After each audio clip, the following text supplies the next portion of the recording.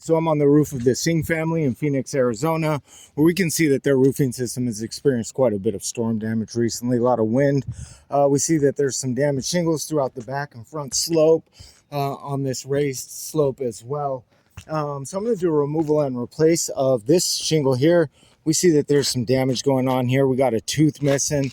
We've got some different things going on here. It's been flapping around in the wind. So I'm going to do a removal and reset of this shingle. First, what I'm going to want to do is get you guys set up so you guys can view the work that's taking progress. Then I'm going to set myself up for success by putting on gloves, of course. Now what we've got going on here is we've got a dimensional shingle. It is here. It is currently loose, flapping around. We've got two books of shingles above it. One that stretches from here almost all the way across, and then about 4 inches of this second book that's an overlap. We have four fasteners that hold it in place, usually 1, 2, 3, 4 inside of the nail strip of the damaged shingle. We've also got fasteners that go through both books of shingles in their nail strips that tag into the back that hold the back of our damaged shingle in place. So what we're going to want to do first is we're going to need to separate the books of shingles. And in Arizona, these things just kind of mat together pretty badly. The heat and then the cold in the winter just create this environment where this glue just completely sticks together. So you got to be careful and delicate, slow. You got to be careful you don't puncture through the shingle. You just got to take your time. You're just trying to break that seal strip.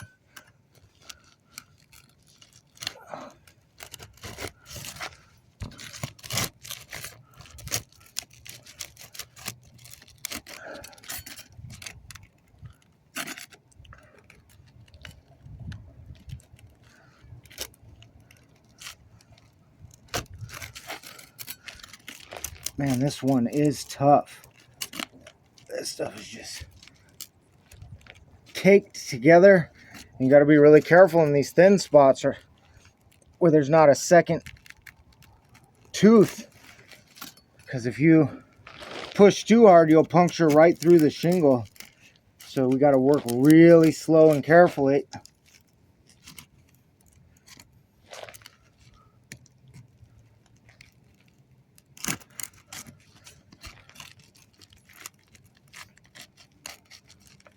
You can already see just a little area there of where the glue has just still stuck to the shingle below it.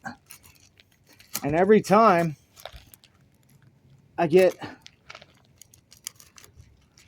past one of these teeth, we see that they become delaminated.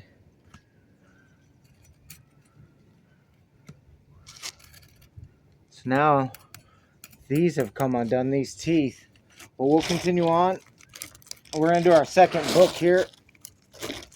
Yep, see the same thing happened here. We released the shingle from this shingle, and now this tooth has come undone. You just got to go a little bit past the existing shingle. You don't got to go all the way. Looks like we have that completely taken care of. We are free from the seal strip. Now we're going to take our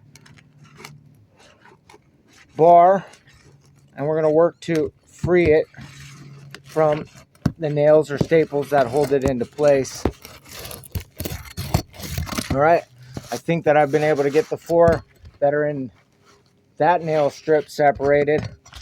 Now what we want to try to do is get the ones in the back to do the same, to just come free.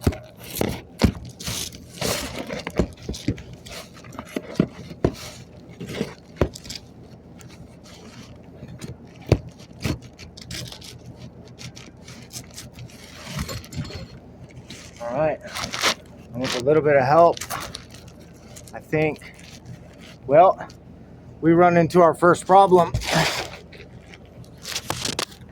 As you can see here, the glue strip is so solid that it just holds on to the shingle, not allowing it to separate.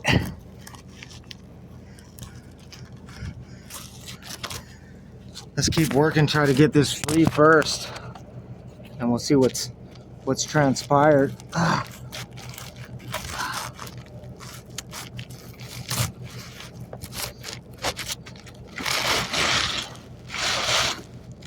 All right, we've got it out, but what you can see going on with the shingle is that the glue has just completely ripped this apart. So now that glue is going to be underneath this shingle mat transfer, just bulges of it underneath here. Let's continue and see what the rest of the process looks like. We can see that this is standing up because the nail in the back has been pulled out. So we'll go ahead and set that back down. Now we're going to do a reinsertion and show that process.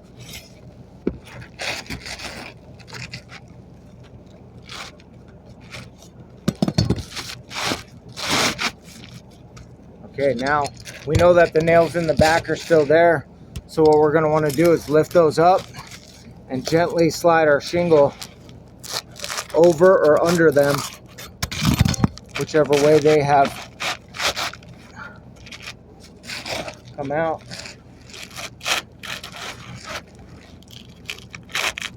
That one's over.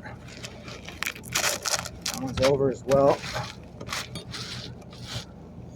Actually, what I'm going to need to do is get underneath here and remove those nails.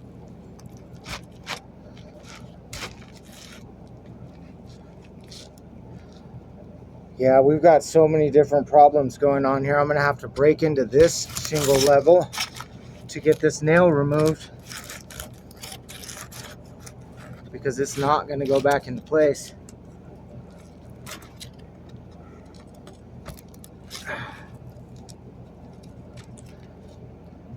So now I do have the shingle back in place, but we've experienced so many difficulties to get this out and removed with either this one or a new one.